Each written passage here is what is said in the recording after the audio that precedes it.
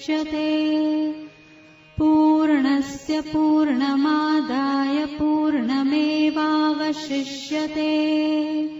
ॐ शान्ति शान्ति शान्तिः।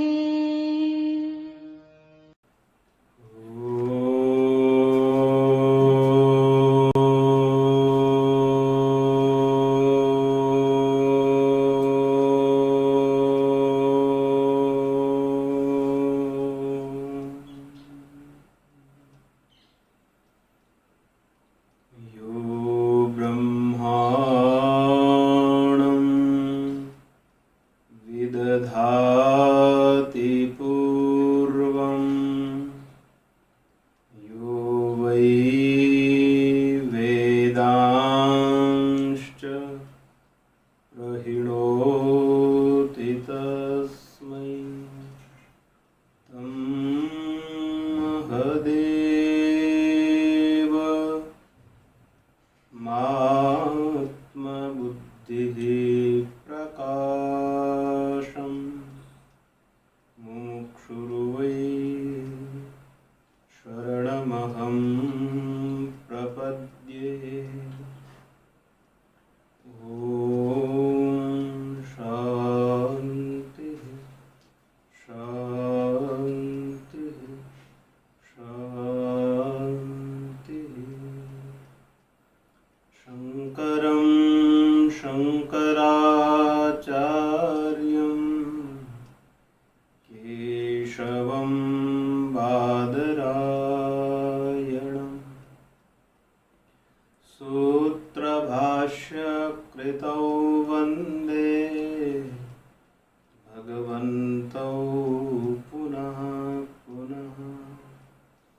ईश्वरो गुरुरात्मेति मूर्तिभेद विभागिने व्योमवद्व्याप्तदेहाय दक्षिणामूर्तये नमः। ॐ शान्तिः शान्तिः शान्तिः। पार्थाय प्रतिबोधितां भगवता नारायणेन स्वयं व्यासेन ग्रथितां पुराणमुनिना मध्ये महाभारतम्। अद्वैतामृतवर्षिणीं भगवतीम् अष्टादशाध्यायिनीम्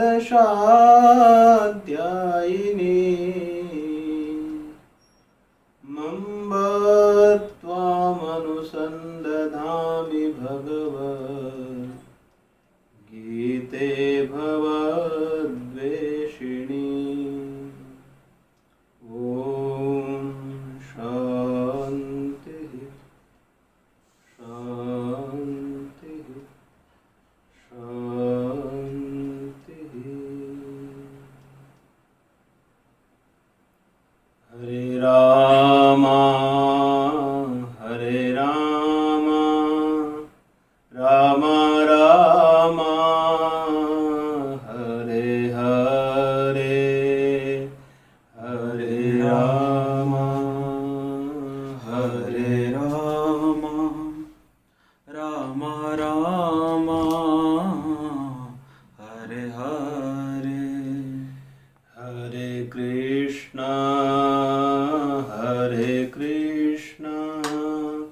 कृष्ण कृष्ण हरे हरे हरे कृष्ण कृष्ण कृष्ण हरे हरे। हरे राम राम राम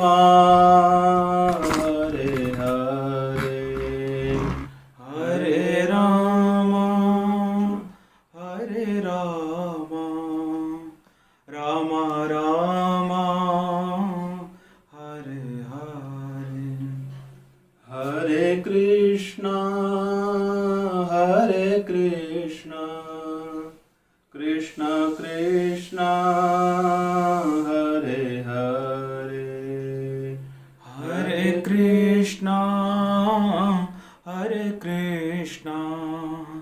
कृष्ण कृष्ण हरे हरे हरे रामा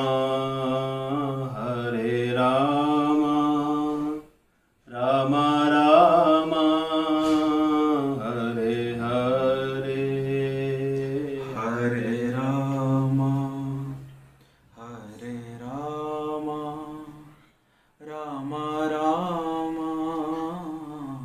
हरे हरे हरे राम हरे हरे हरे कृष्णा हरे हरे सच्चिदानंद भगवान की जय सद्गुरुदेव भगवान की जय सत्य सनातन धर्म की जय स्वामी जी श्री प्रेमपुरी जी महाराज की जय ओम नमः पार्वती पतये हर हर महादेव शंभो।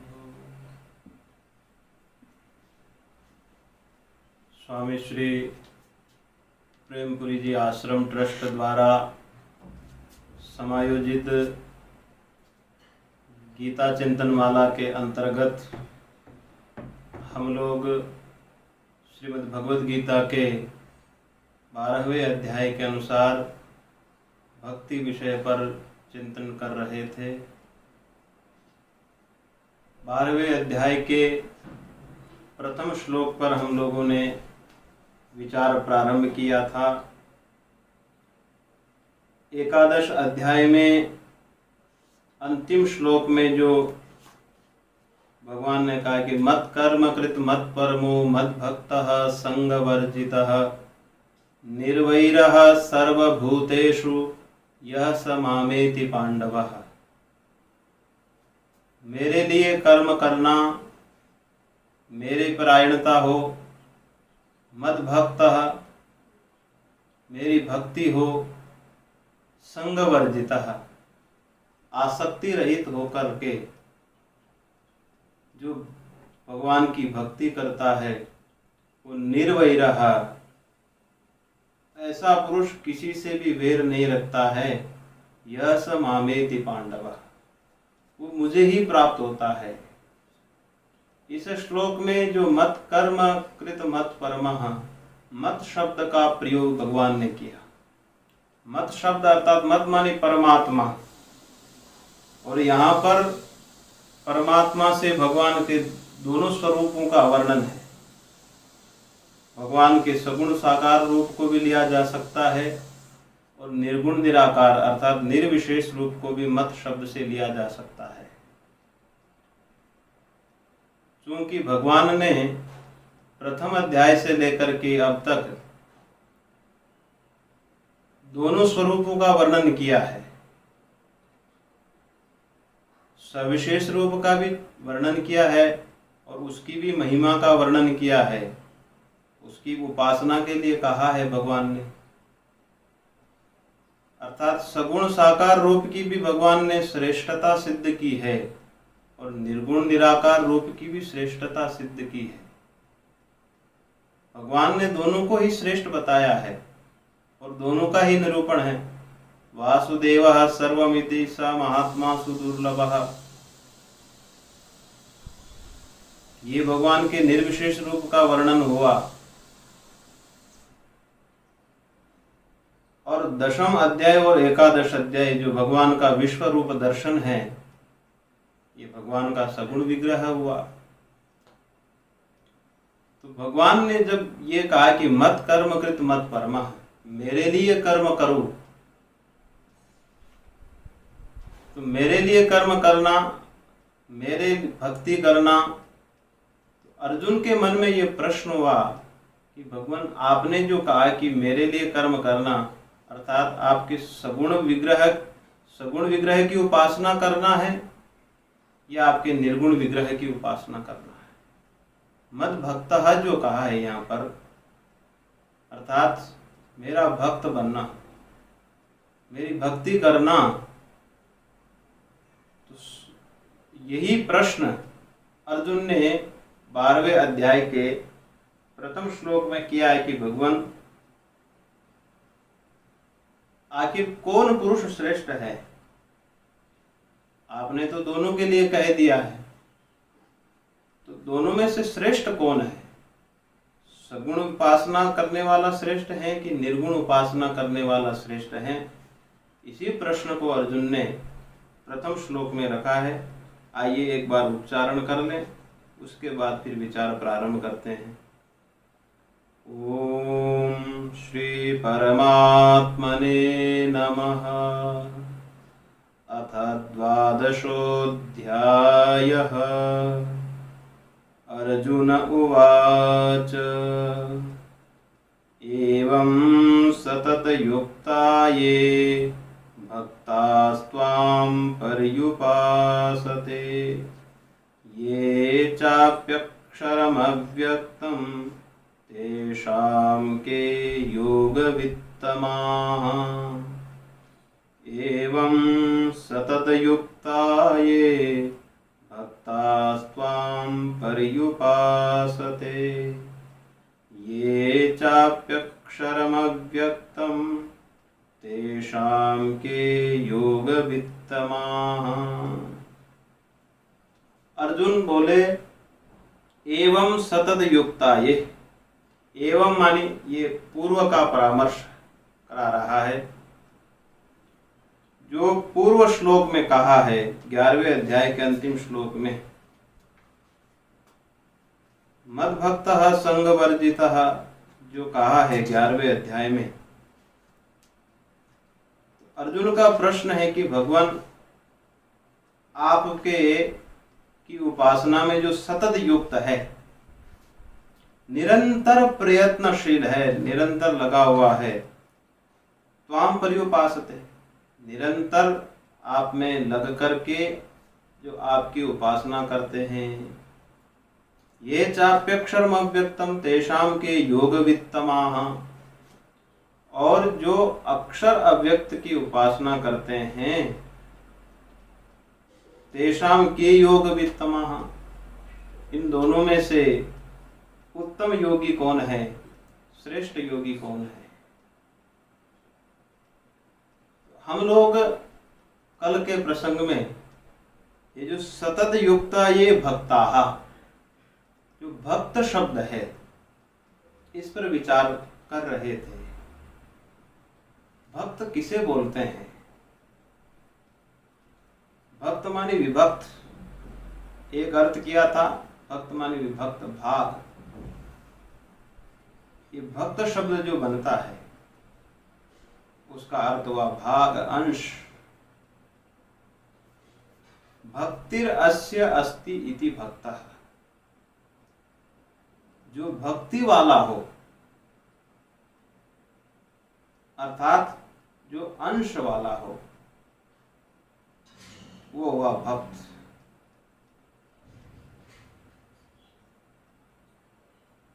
इस दुनिया में सभी चीजें भगवान के ही अंश रूप है। सभी जीव परमात्मा के ही अंश है। कहने का तात्पर्य है कि जो पुरुष अपने आप को ये समझता है कि मैं परमात्मा का अंश हूं और वो मेरे अंशी है। यहाँ एक याद जरूर रखना कि यहाँ पर पृथक पृथक नहीं है सर्वथा। जैसे समुद्र और समुद्र की तरंग दोनों अलग नहीं है, स्वरूपतः एक ही है। इसी प्रकार यहाँ अंश और अंशी कहने का मतलब सर्वथा पृथक नहीं है, उपाधि की दृष्टि से पृथक हैं, परंतु स्वरूप की दृष्टि से एक ही है। इस प्रकार से अपने को जो परमात्मा का अंश समझता है वो हो गया भक्त। वो उसकी भक्ति हो गई, अपने को परमात्मा का अंश समझने वाला वो परमात्मा की भक्ति कर रहा है। इसको दूसरे शब्द में कहें तो एक परमात्मा का समष्टि रूप हो गया और एक हो गया व्यष्टि रूप। जैसे एक बहुत बड़ा मिट्टी का ढेर पड़ा हुआ है, उस मिट्टी के ढेर से कुंभकार ने अलग अलग पात्रों का निर्माण किया, घट का निर्माण किया, कुल्हड़ का निर्माण किया, अन्य इत्यादि अनेक पात्रों का निर्माण किया। तो ये जो पात्र हैं उस मिट्टी के व्यष्टि रूप है। वो जो मिट्टी का ढेर है उसका समष्टि रूप था और उस मिट्टी के ढेर से विभिन्न प्रकार के जो पात्र बनाए हैं वो उसके व्यष्टि रूप है। नाम रूप आकृति बदलने से सभी पात्र पृथक पृथक माने जाते हैं उपाधि की दृष्टि से। तो वो उस मिट्टी का व्यष्टि रूप हो गया। और समष्टि की दृष्टि से देखें तो समष्टि तो सब मृण्मय ही है, मिट्टी ही मिट्टी है।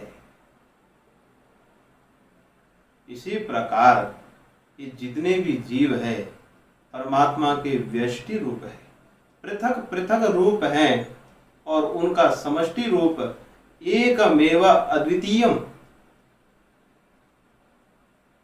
सदैव सौम्येदमग्र आसीत एकमेव अद्वितीयम। ये सत एक ही तत्व है और उपाधि की दृष्टि से नाना रूप है। जब समुद्र की तरंगे, असंख्य समुद्र की तरंगे जब समुद्र में मिल जाती हैं तो समुद्र रूप ही हो जाती है। वो तो पहले भी समुद्र ही थी लेकिन उपाधि से नाना प्रतीत हो रही थी।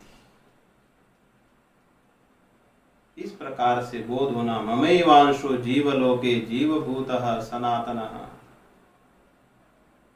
इसलिए भगवान कहते हैं कि समष्टि के लिए कर्म करना चाहिए। समष्टि अर्थात परमात्मा के लिए कर्म करना चाहिए, क्योंकि परमात्मा के लिए जो कर्म होगा उसका फल समष्टि के लिए होगा, सभी जीवों के लिए होगा। एक तो हम कर्म केवल व्यष्टि के लिए कर रहे हैं, केवल अपने लिए कर्म करेंगे तो उसका फल अपने को मिलेगा। और परमात्मा के लिए कोई भी कर्म होगा, ईश्वर अर्पण बुद्धि से कर्म होगा तो उस कर्म का फल समस्त जीवों के लिए होगा। जैसे मिट्टी से हम अनेक पात्रों का निर्माण करते हैं। अब मिट्टी में जो भी कुछ मिला करके उससे पृथक पृथक पात्रों का निर्माण किया जाता है, उस समष्टि में जो भी मिश्रित होता है वो जो मिश्रित भाग है उस समष्टि में उसका अंश सभी पात्रों में आता है। जिस प्रकार का की मिट्टी होगी उसी प्रकार के सभी पात्र होंगे, क्योंकि समष्टि का अंश सभी पात्रों में आ गया। इसी प्रकार यदि हमने समष्टि के लिए कर्म किया, ईश्वर के लिए कर्म किया, तो ईश्वर तो समस्त जीवों की समष्टि है, तो उसका फल भी समस्त जीवों को प्राप्त होगा। इसलिए भगवान के लिए यदि हम कर्म करते हैं तो उसका फल विश्व पोषणार्थ होगा, संपूर्ण विश्व को उसका फल मिलेगा। सब प्राणियों के लिए वो कर्म हो गया, उसके सहभागी सभी प्राणी हैं। और अंश ज्ञान होने से एक जीव दूसरे जीव का सहायक बनता है, क्योंकि उसको मालूम है कि हम सब परमात्मा के ही अंश हैं। और आश्चर्य की बात है, एक अंश दूसरे अंश का सहायक एवं संयोगी होता है। और जब सभी मिलकर के कर्म करते हैं तो उसका फल समष्टि के लिए कैसे होता है, एक उदाहरण से हम समझने का प्रयास करते हैं। जैसे हम भ्रमण करते हुए आम के बगीचे में पहुंचे, वहां पर देखा कि एक पका हुआ आम का फल जमीन पर गिरा। उस फल को हमारी आंखों ने देखा, आंखों से देख करके पैरों ने चलने की क्रिया की, पैर चल करके वहां पहुंचे, उसे हाथ ने उठाया, हाथ ने उठा करके उसको मुंह में रखा, मुंह में दांतों ने छिल करके उस जीभ से उसका रसा स्वाद करके फिर उदर में पहुंचाया। देखिए कैसे एक क्रम चल रहा है। आंख ने देखा तो पैर चल करके वहां पहुंचे, जब पैर चलकर वहां पहुंचे तो हाथ ने उठा लिया। किसी भी अंग ने ये नहीं सोचा, जैसे पैर है, पैर ये सोचे कि ये मेरे क्या काम आने वाला है, इसमें तो आनंद तो जीभ को आएगा, ये तो उदर में जाएगा, मेरे क्या काम की चीज है। अगर दांत ये सोचे कि मेरे काम की चीज नहीं है, मुझे तो व्यर्थ परिश्रम करना पड़ रहा है, परंतु ऐसा नहीं होता है। जब एक अंश, एक अंग दूसरे का सहायक बन गया और वो जब आम रस उदर के भीतर पहुंच गया तो उदर ने अपने लिए नहीं रखा, उससे सब अंग प्रत्यंग को लाभ पहुंचा। उससे जो ब्लड का निर्माण हुआ, उससे आंख में ने काम किया, वो ब्लड श्रवण तक पहुंचा, सभी इंद्रियां उससे काम करती है। अर्थात उधर तक जो चीज, पेट तक जो चीज पहुंचती है उसका फल सभी को मिला। जो कर्मेंद्रियां हैं, पाद इंद्रिय, पैर में भी तेजी आ गई, हाथ में भी सक्रियता आ गई, अर्थात उधर से जो वो रस का निर्माण हुआ वो ताजगी संपूर्ण शरीर में पहुंच गई, अर्थात संपूर्ण अंग प्रत्यंग लाभान्वित हुए। क्योंकि वो कर्म समष्टि के लिए किया हुआ कर्म था। आंख ने केवल अपने लिए वो कर्म नहीं किया, पैर ने अपने लिए कर्म नहीं किया, हाथ ने अपने लिए कर्म नहीं किया। अगर हाथ ये सोच ले कि मेरे क्या काम आने वाली चीज है, तो फिर तो वो कर्म संभव ही नहीं है, किसी को लाभ नहीं मिलेगा उससे। और जब वो समष्टि के लिए कर्म हुआ तो सबने एक दूसरे की सहायता की, तो उसका फल भी सबको मिला, सबको प्राप्त हुआ। तो ईश्वरार्पण बुद्धि से कर्म करने का भी यही फल है कि वो जो फल है हमारे द्वारा किया हुआ कर्म है, उसका फल परमात्मा तक पहुंचने का तात्पर्य यही है कि उस संपूर्ण जीवों को फल प्राप्त होता है। जैसे उदर ने संपूर्ण अंग प्रत्यंग को लाभान्वित किया, सबके को पोषित किया वहां से, क्योंकि वो समष्टि के लिए किया हुआ कर्म था।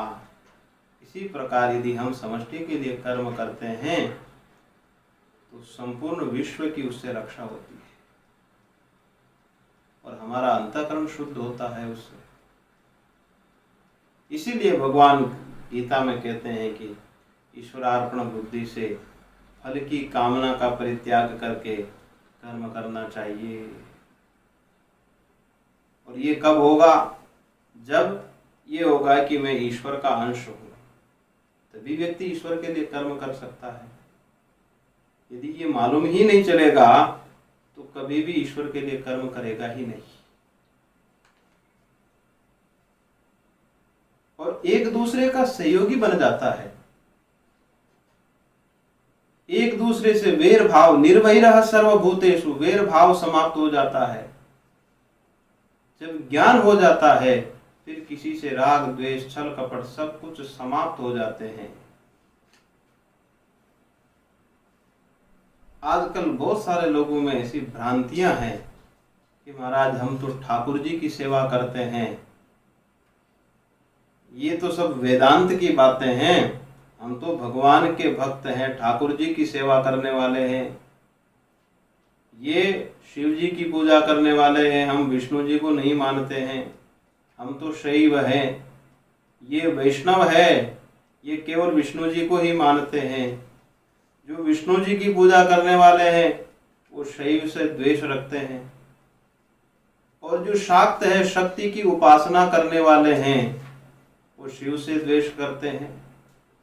ये जो हमारे सनातन में जो संप्रदाय चले अलग अलग, इसका कारण यही भ्रांति है कि हमको भाग ज्ञान हुआ ही नहीं कि हम सब उसके ही अंश हैं।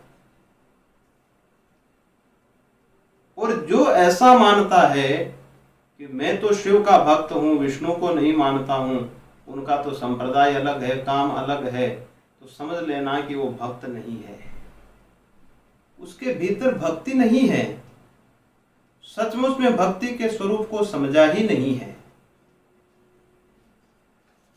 आज एक संप्रदाय के नाम से, इसी मत मतांतर के कारण ही आपस में भयंकर युद्ध जैसी स्थिति हो रही है।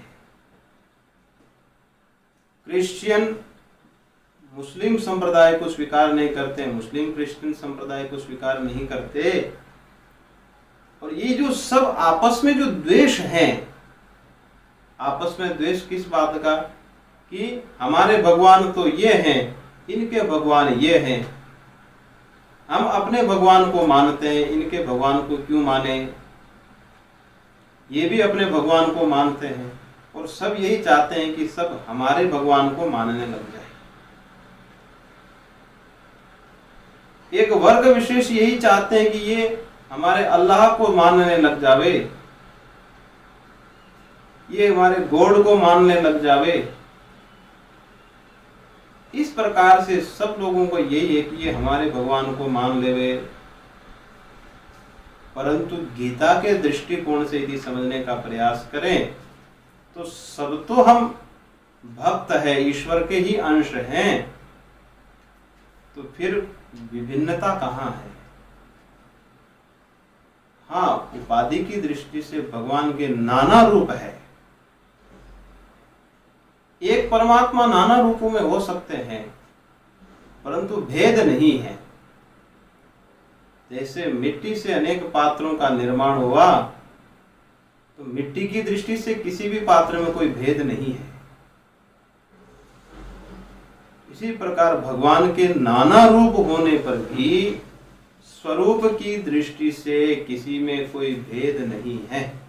अगर ये चीज स्वीकार कर लें और शास्त्र के दृष्टिकोण से अगर हमारे अंतःकरण में ये निश्चय हो जाए कि भगवान का स्वरूप तो एक ही है, फिर कोई किसी से द्वेष रखेगा ही नहीं। आज जितना भी द्वेष है मानव जाति में, इस संप्रदायों को लेकर के, आज आतंकवाद क्यों फैल रहा है? आतंकवाद फैलने का कारण ही यही है कि हमारा धर्म स्वीकार कर ले। सब यही सोचते हैं कि ये सब हमारे धर्म की तरफ मुड़ जावे, हमारा धर्म सबसे ज्यादा विकसित हो और सब हमारे धर्म के बैनर तले, हमारे धर्म के झंडे के नीचे पहुंचे। परंतु धर्म तो सबका एक ही है, एक ही सनातन, क्योंकि एक ही ईश्वर के हम सब अंश हैं। वो तो संप्रदाय हैं, विभिन्न मत मतांतर हो सकते हैं, परंतु स्वरूप की दृष्टि से सब एक है। और मैंने ऐसे बहुत सारे लोगों को देखा है जिनको इस प्रकार का बोध है, वो भगवान किसी भी के रूप, भगवान के किसी भी रूप की उपासना करे, बड़े आनंद से करते हैं।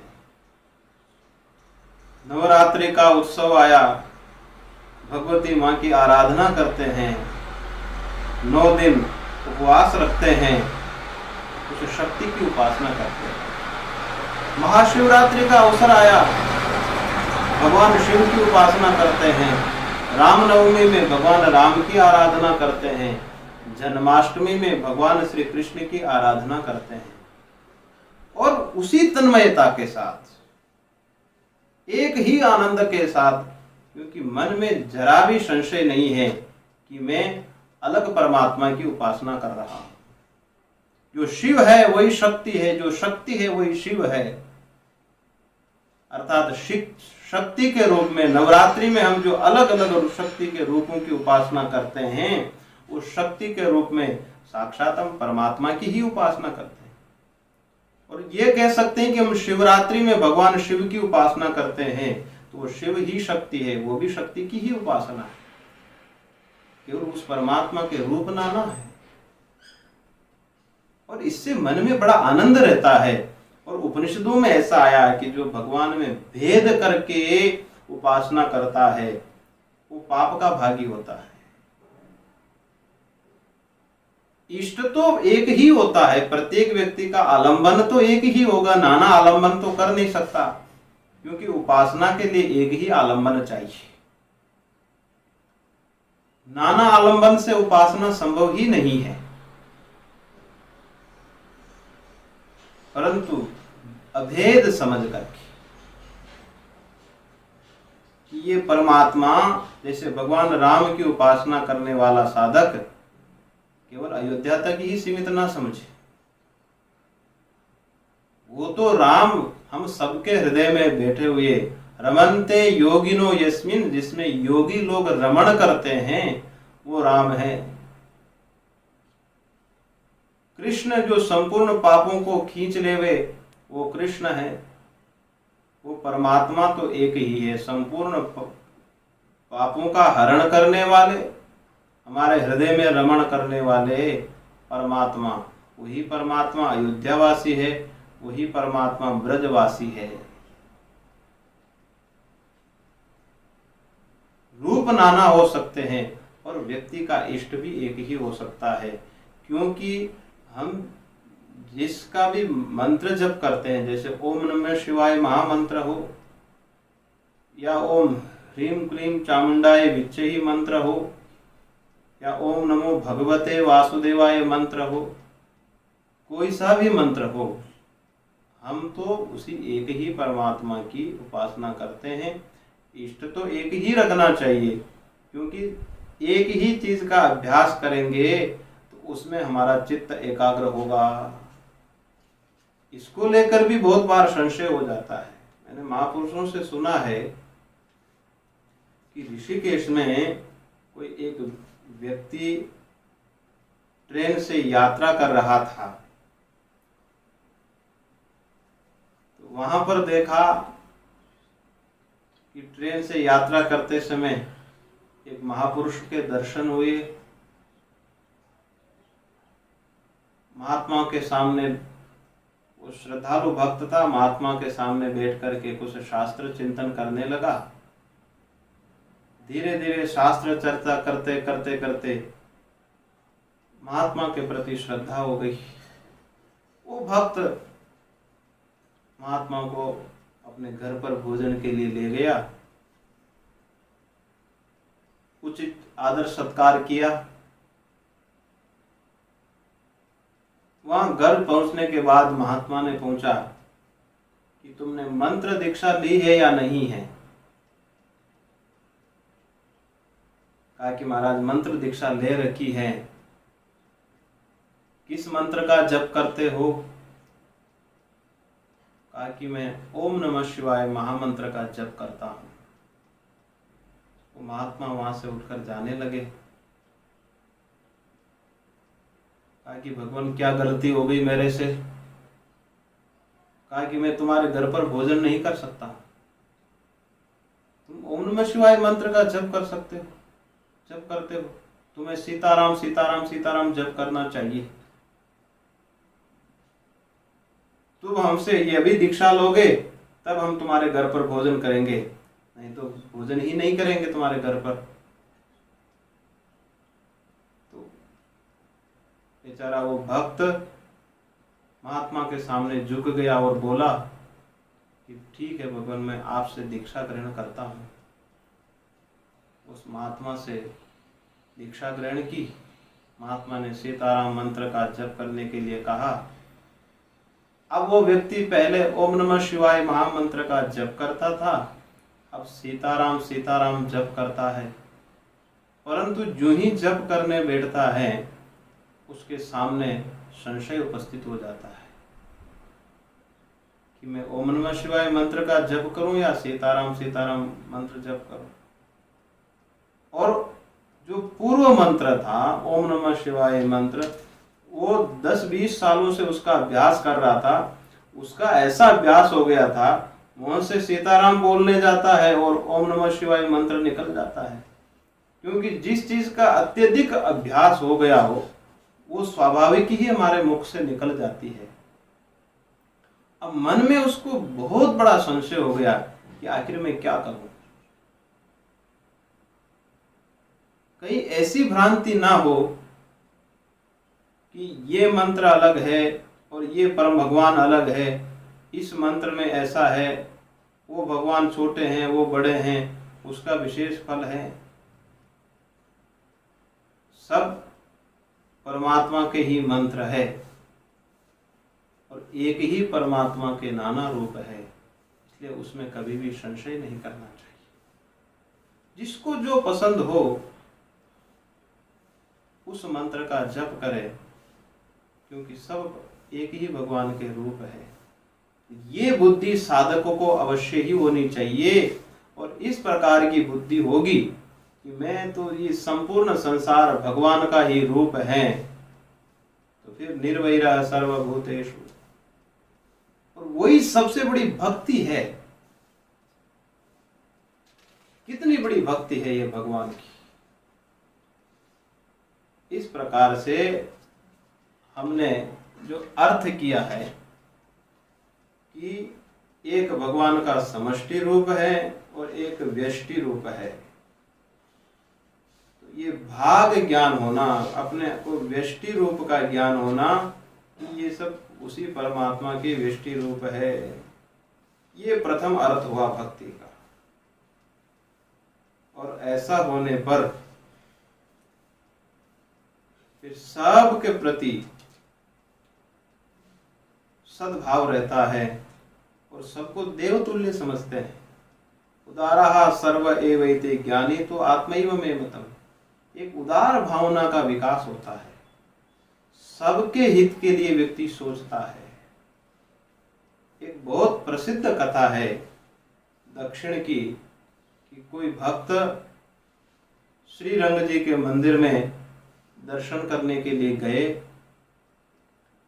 तो वहां पहुंचे तो देखा मूसलाधार वृष्टि हो रही थी। अब मूसलाधार बारिश में कहीं छुपने के लिए जगह नहीं।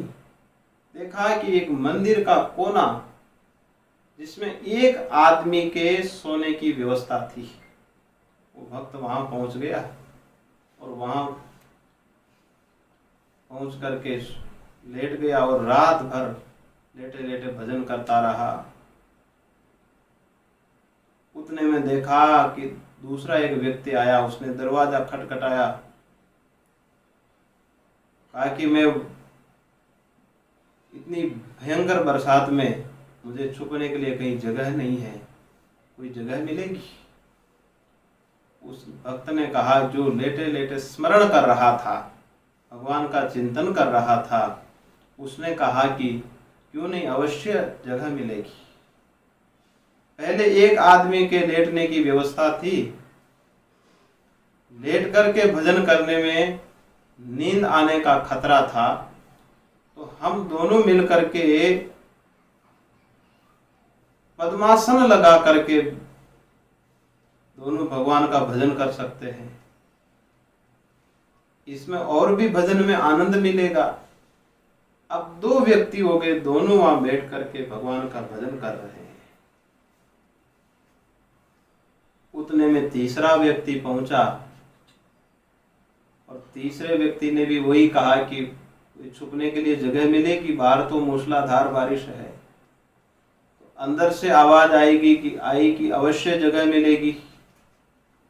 एक आदमी लेट सकता है, 2 आदमी बैठ सकते हैं, और अगर 3 आदमी हो जाए तो खड़े रह करके छुप सकते हैं, खड़े खड़े भगवान का भजन कर सकते हैं। आप अंदर आइए और हम तीनों मिल करके खड़े खड़े भगवान का भजन करते हैं। अब तो और भी सुविधा हो गई कि सबसे पहले लेट करके स्मरण कर रहे थे, उसमें नींद का ज्यादा खतरा था। फिर बैठ करके भजन कर रहे थे, उसमें भी नींद आने की संभावना थी। अब खड़े खड़े भजन करेंगे तो नींद आने की संभावना भी नहीं है, इसलिए हम रात भर खड़े खड़े भजन करते हैं। और 3 आदमी खड़े खड़े भजन कर रहे हैं, उतने में 4था आदमी पहुंच गया। उसकी भी वही स्थिति, वो भी बारिश में परेशान। वो वही शब्द बोलता है, मुझे भी छुपने के लिए कहीं जगह चाहिए। अंदर से आवाज आई कि क्यों नहीं, आपको भी अवश्य स्थान मिलेगा। हम लोग 3 आदमी हैं अंदर, 3 खड़े खड़े भजन कर रहे हैं और तीनों के खड़े रहने की व्यवस्था है। आप अंदर आइए। उन तीनों व्यक्तियों ने अपने हाथ फैला दिए और वो जो चतुर्थ व्यक्ति है, 4था व्यक्ति, उस हाथ में लेटा दिया। तीनों के हाथ में उस व्यक्ति को सुला दिया। इस प्रकार से उस छोटी सी जगह में 4 लोगों की व्यवस्था हो गई। अब जो ही पुजारी सुबह मंदिर में पहुंचे, देखा कि भगवान तो वहां है ही नहीं। पुजारी ने घंटी बजाई तो भगवान के दर्शन नहीं हुए। दूसरी बार घंटा नाद किया तो भगवान वहां पर प्रकट हुए। देखा कि वो जो चतुर्थ व्यक्ति थे वो साक्षात परमात्मा थे। इस प्रकार से जब ये ज्ञान हो जाए कि मैं तो भगवान का भक्त हूं, ये सभी परमात्मा के रूप हैं, तो एक व्यक्ति एक दूसरे की सहायता करने की सोचता है। संपूर्ण प्राणियों को समान भाव से देखता है। ये कितनी बड़ी भक्ति है। और मुझे कभी कभी विचार आता है कि ऐसी भक्ति करने के लिए हमको कहीं बैठने की भी जरूरत नहीं है। व्यक्ति व्यापार करते हुए भी ये भक्ति कर सकता है। कोई भी किसी भी प्रकार का कर्म करते हुए ये भक्ति कर सकता है। ये कितनी बड़ी भगवान की भक्ति है और उससे हमारा चित्त शुद्ध होता है। ये 24 घंटे की भक्ति है, 1 घंटे की भक्ति नहीं है, ये तो 24 घंटे की भक्ति है। और इस प्रकार भक्ति चलती रहे तो भगवान की कितनी बड़ी आराधना होगी। और भक्ति का दूसरा अर्थ है भावना, भाव। जब ये ज्ञान हो जाए कि संपूर्ण संसार परमात्मा का अंश है, परमात्मा का ही रूप है, तो उससे भावना पैदा होती है, भाव पैदा होता है।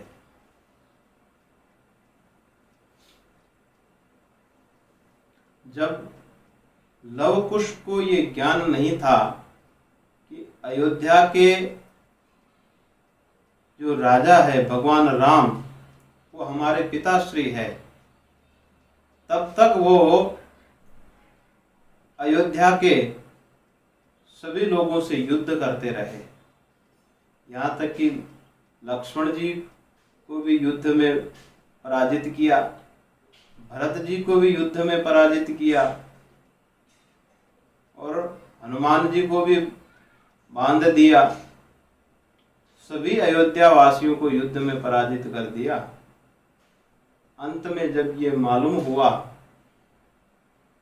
कि ये जो भगवान राम है ये तो हमारे पिताश्री है,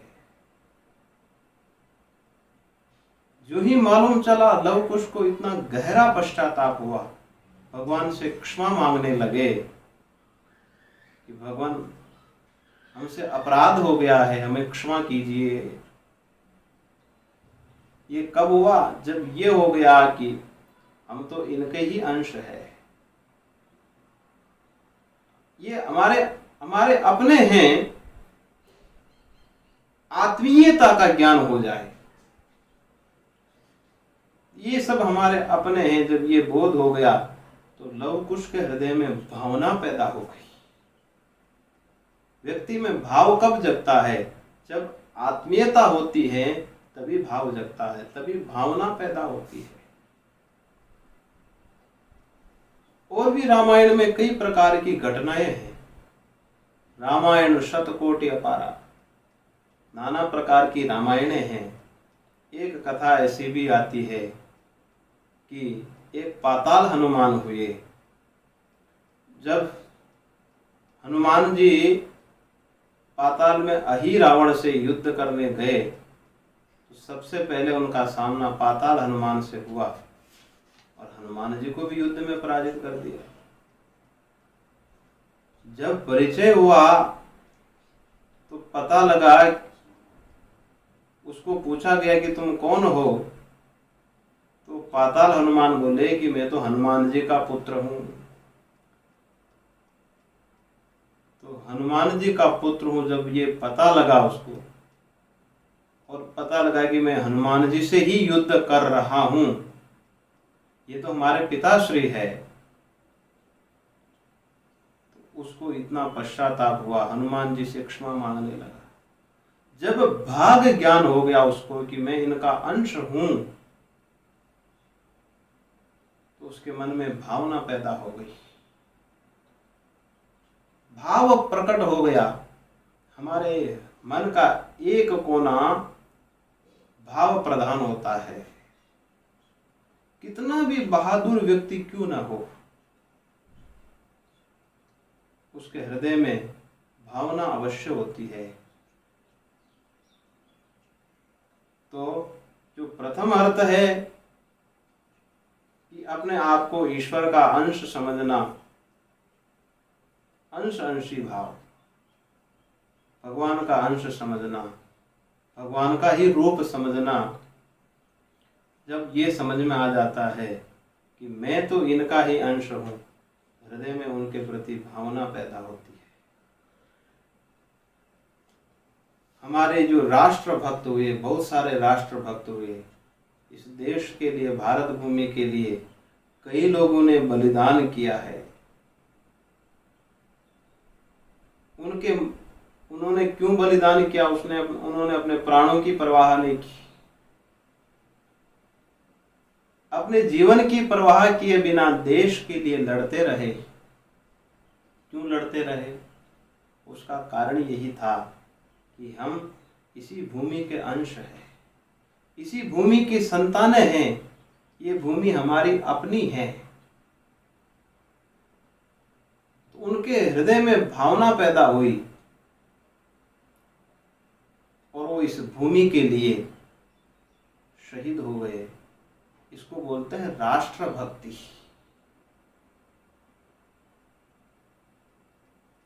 जब ये व्यक्ति को बोध होता है कि ये संपूर्ण पृथ्वी ये हमारी भूमि है, मैं एक क्षेत्र विशेष में रहता हूं, लेकिन ये जो भूमि है, भारत भूमि, ये तो हमारी भूमि है, हमारी माँ है। जब ये ज्ञान होता तो व्यक्ति अपने प्राणों की परवाह नहीं करता है, अपने प्राणों की आहुति दे देता है, क्योंकि उसके हृदय में भावना ही ऐसी है कि हम इनके अंश हैं, हमें इनके लिए कर्म करना है। जब ये भाव होता है तभी व्यक्ति राष्ट्र के लिए कुछ सोच सकता है, देश के लिए कुछ चिंतन कर सकता है, तभी राष्ट्र भक्ति होगी। कितना सुंदर अर्थ है। भक्ति का स्वरूप बहुत विस्तृत है, अत्यंत गहन है भक्ति का स्वरूप। भक्ति का तीसरा अर्थ है सेवा। जो सेवा करता है वो उस व्यक्ति की भक्ति हो गई, सेवा करने वाला भक्त हो गया, अपने आप को ईश्वर का अंश समझने वाला भक्त हो गया। और ईश्वर का अंश समझ करके जो हृदय में भावना प्रकट होती है वो भक्त हो गया। सेवा करना भी एक भक्ति है।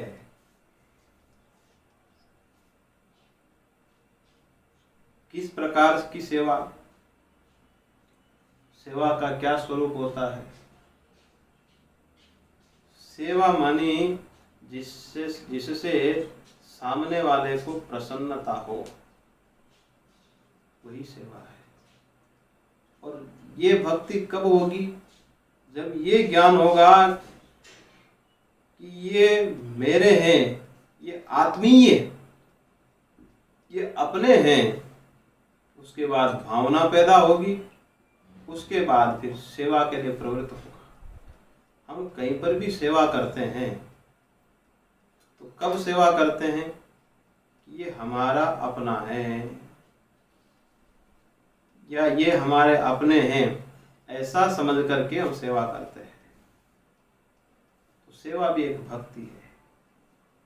और सेवा का स्वरूप यही है कि जिससे सामने वाले को प्रसन्नता मिले, वही उसकी सबसे बड़ी सेवा है। जैसे अगर माता पिता कहे कि हमारा ये कर्तव्य है, उनकी आज्ञा है कि तुम्हें ये कर्म करना है, तो जिस समय उन्होंने आदेश दिया है वो कर्म करे, वो बड़ी सेवा है। और कोई कहे कि मैं तो आपकी चरण सेवा करूंगा इस समय, तो वो उनकी आज्ञा का उल्लंघन हो गया। जिस समय जिस वस्तु की आवश्यकता हो और सामने वाले की उस आवश्यकता की पूर्ति हो, वो उनकी बड़ी सेवा होगी। अर्थात जैसे भगवान ने जो उपदेश दिया है गीता में, या महापुरुष जो उपदेश करते हैं, या शास्त्रों से जो सार निकलता है, उसके अनुसार अगर हमारा जीवन होता है तो ये भगवान की सेवा हो गई।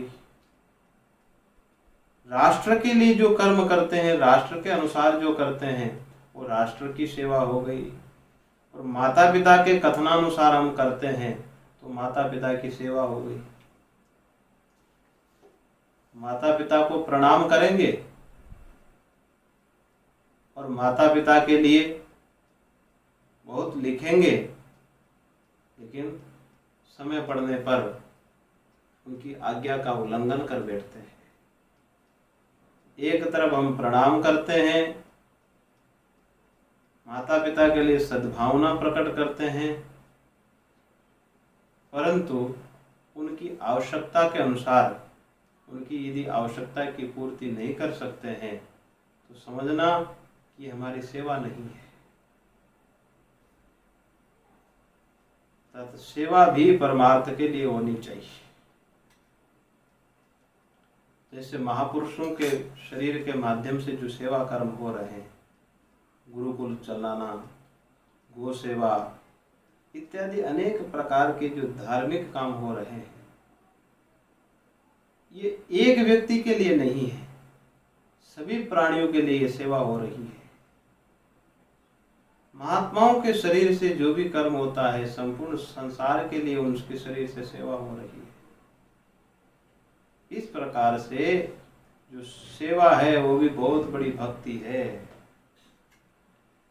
जीवन में सेवा अवश्य करना चाहिए,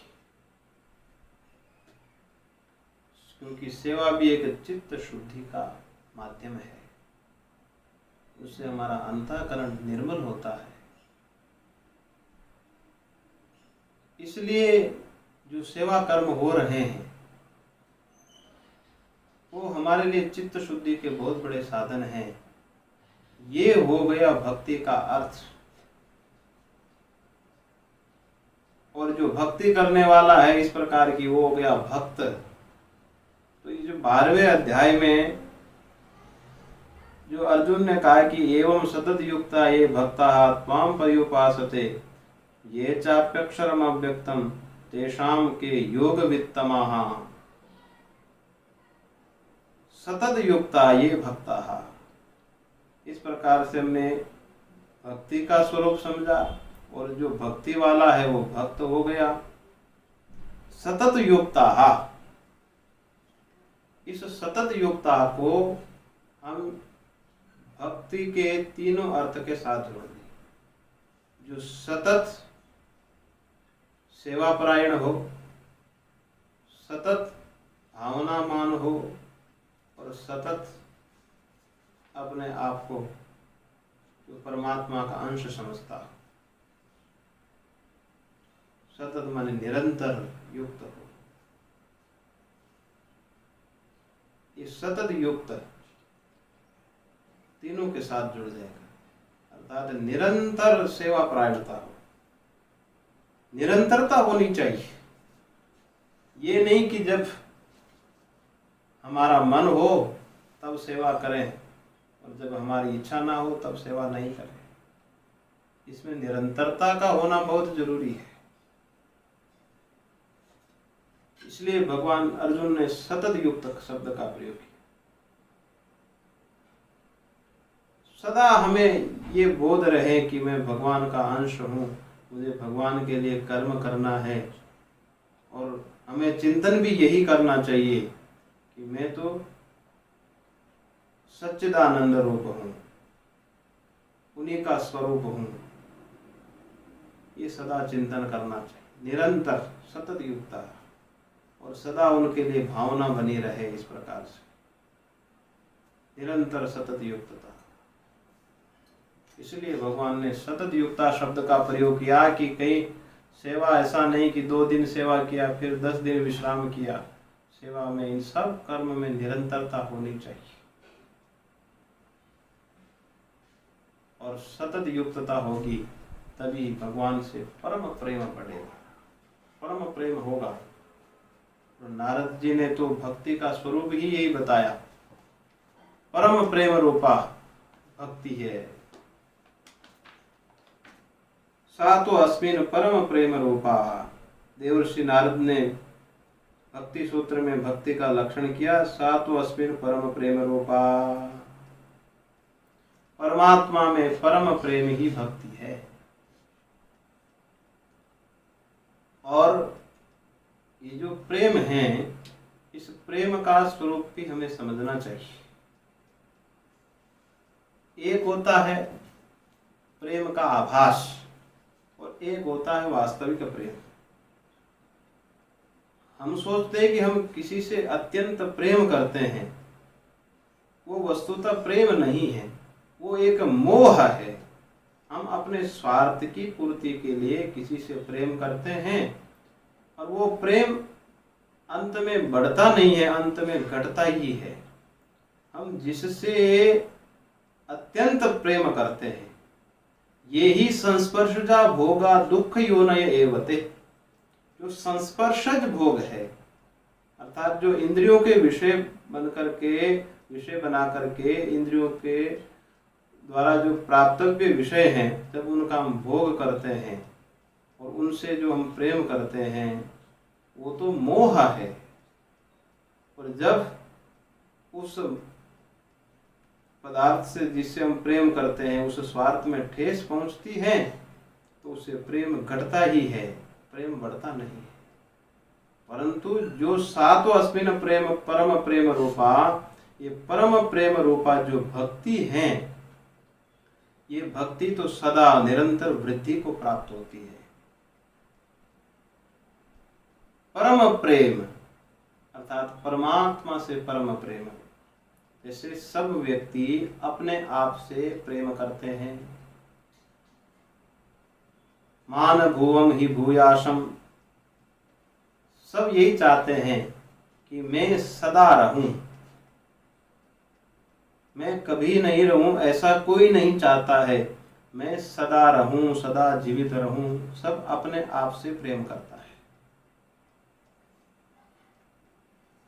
और ये जो प्रेम है, बस इसमें इतना ही ध्यान रखना है कि हम शरीर से प्रेम करते हैं कि हम अपने आत्मा से प्रेम करते हैं। यदि शरीर से प्रेम करते हैं तो वो तो मोह है, मोह का रूप है। और अपने आप से प्रेम करते हैं तो वो तो प्रेम सदा वर्धन को ही प्राप्त होता है, सदा बढ़ता ही रहता है। और अपने आप से प्रेम करना चाहिए, अपने स्वरूप से। और यही भक्ति का स्वरूप है, परम प्रेम रूपा भक्ति। इसलिए प्रेम को समझना चाहिए कि प्रेम का क्या रूप है। हम किसी से प्रेम करते हैं तो वो अपने स्वार्थ के लिए प्रेम करते हैं। उस स्वार्थ में जब कभी कुछ विघ्न बाधा पहुंचती है तो प्रेम घट जाएगा, परंतु ये जो परम प्रेम है ये कभी घटता नहीं है, सदा बढ़ता ही है। इसलिए भक्ति तो परम प्रेम रूपा है। ये नारद जी महाराज ने भक्ति का लक्षण किया। इस पर जो आगे विचार है, अन्य पदों का क्या अर्थ है, इसको हम कल विचार करेंगे। आज समय पूर्ण हो चुका है। इतना ही मैं आपके सामने निवेदन करते हुए अपनी वाणी को विराम देता हूँ। हरि ओम तत्सत, हरि ओम तत्सत। ॐ शान्ति शान्ति।